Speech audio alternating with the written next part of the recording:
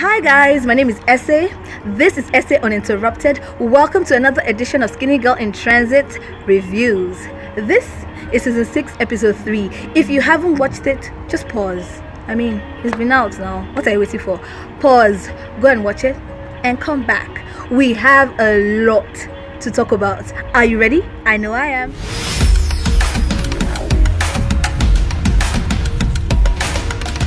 Alright. This is a very somber episode, and if you have watched it, you know why. But to tell you the truth, I wasn't entirely surprised. What was with all that talk with Mide? Oh, this is something I've always wanted all my life. I just didn't want to put any pressure on you, especially since his daddy died. He just always wanted a kid. I just, wanted a kid now. The pregnancy was less than a month, and all that pressure. So I already felt like something was going to happen, and sadly, it did. And it just feels like he jinxed it. This was the very scene. This was the doomed scene. I remember growing up when Nepa would play with the light, and I would just come into the room and say something like, "Oh, there's been light for like 2 hours. I wonder when Nepa would take the light."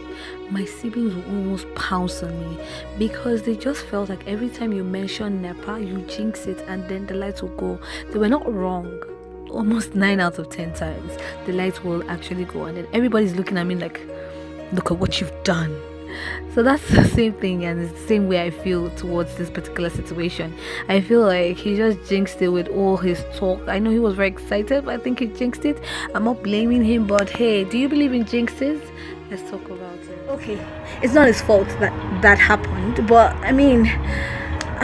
I just felt like he could have just mellowed on the excitement. I know it's very exciting. You have a baby on the way, and it's quite exciting, but guys, I'm thinking about Tiwa now, and I just I can't imagine the kind of pain that she's going to be going through right now, and I just wonder how this young couple is going to survive. And they already have to face the trauma of a miscarriage. Now, a miscarriage under whatever circumstance is not easy on any couple, so I can just imagine what it is they're going to be going through, like the dynamics of their relationship. They're a very, very young couple. This is going to hurt, no doubt. This is going to hurt. It's going to hurt Tiwa, it's going to hurt Mide, and it's going to hurt them as a couple. I just wonder how they're going to go get through this, because it's tough. It's really tough. And then there's Shalewa on the other hand.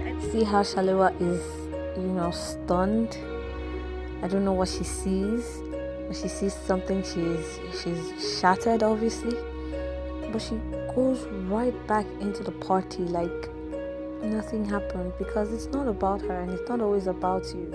Sometimes it's about somebody else, and let it be about them. This thing was great. See how she just sucks it up.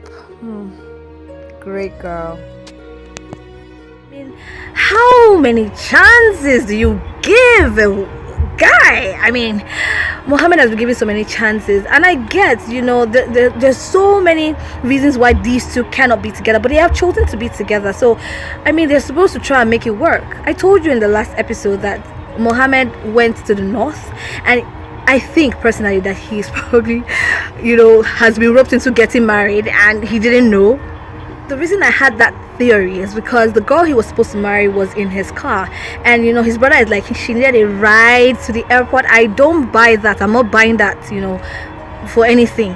But yeah, I just feel like, and then Shalewa picks up her phone, she tries to call her boyfriend, video call, and she's video calling him, and she sees something. We don't know what she sees, but her whole face is obvious that she saw something that broke her heart.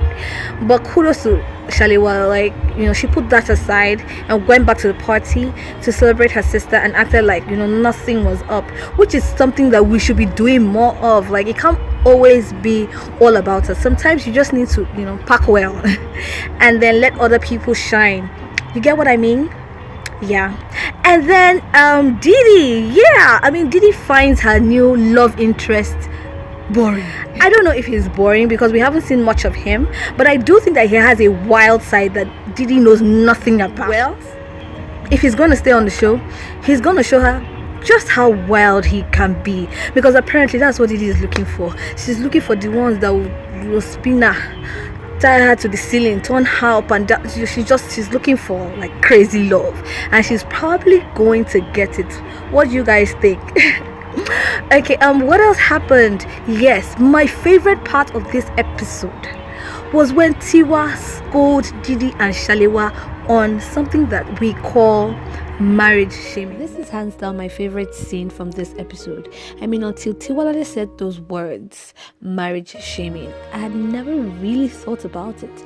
But we do this a lot, especially single girls. I mean, your friend gets married and she has to cancel 1 or 2 dates. The next thing, there's this whole big deal about how she's no longer your friend and how she's now shanking you. Ladies, do you believe in marriage shaming?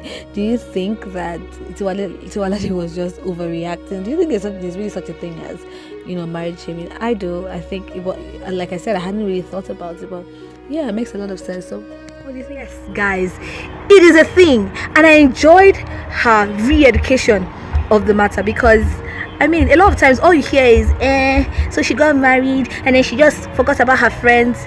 Guys, she got married, she just started a new life. I mean, give her a break. It's not like she doesn't want to hang out, but there are other things that are priority right now, so you need to give her a break and stop marriage shaming her. Don't make her feel bad for doing something so natural and something good, something so good. Don't make her feel bad for it. Give her a break and understand. When she can, she will. When she can't, don't make her feel bad about it. Okay, guys, are we good?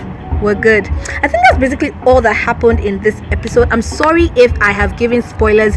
I told you initially you're supposed to have paused, gone to watch it, and then come back so we can talk about it. I did warn you. Yeah, so thank you guys so much for watching my videos. Thank you so much. And I also want to ask, after you watch, please give my videos a thumbs up. You know why?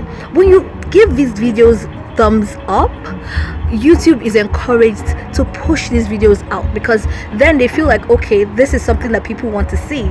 Don't you want people to see this? I know you do. So thank you for subscribing. Thank you for giving this video a thumbs up, and I'll see you on the next edition of Skinny Girl in Transit.